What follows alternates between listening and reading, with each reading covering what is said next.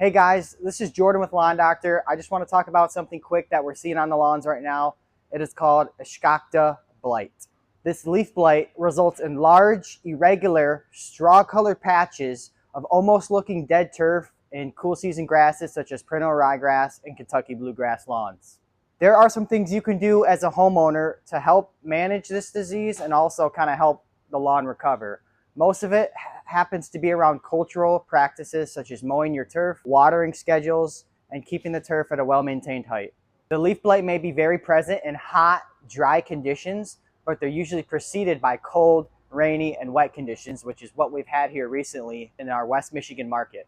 The overall appearance of the disease may actually resemble drought stress, but it is actually not, and it usually happens very quickly, and you will actually notice the tip of the grass blade almost look like a straw pattern, and it actually dies from the tip down.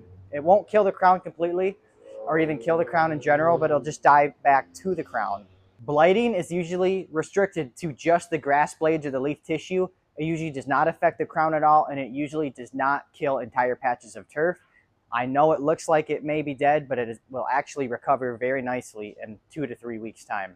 A way you can check for this blight issue is you can check the grass blades or the tips themselves. You will notice it very thin, fine, start to die back from the tip down to the center of the grass blade, and you will usually notice a lesion in the middle of that grass blade where it stops. Your crowns and the base of your grass blades should still be green though.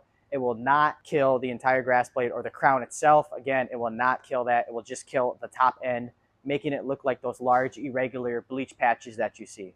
The best way to manage or combat this blight issue is actually cultural methods or keeping the lawn as stress-free as possible. Now, a couple of things there. You want to have your mow height between 3 to 3.5 inches, and you want to mow as little as possible.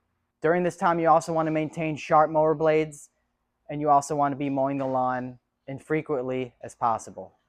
You also want to maintain a uniform soil moisture, so you want to keep the lawn watered. You don't want to keep it unevenly watered, either too much or too little. You want to keep it moist. The thing you can do is you want to stay on or keep your healthy fertilization program. Now this will help the turf recover when it does activate that nutrients that we put into the soil for you.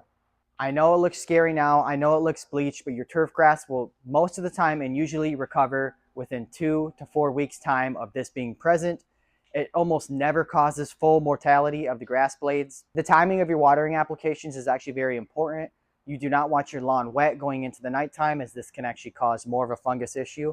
You want to usually start about 7 a.m. to 9 a.m. in the morning, and you want to have deep and frequent watering. Make sure, again, it is dry going into the nighttime.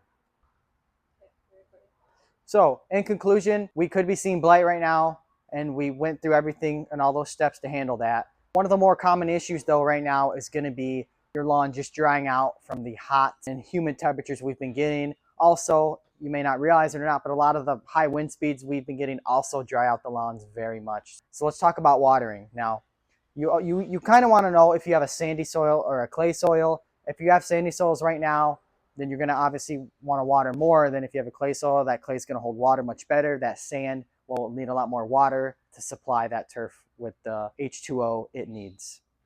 Another thing is high pressure areas such as along the edges of driveways and parkways will also need a good amount of water right now as well.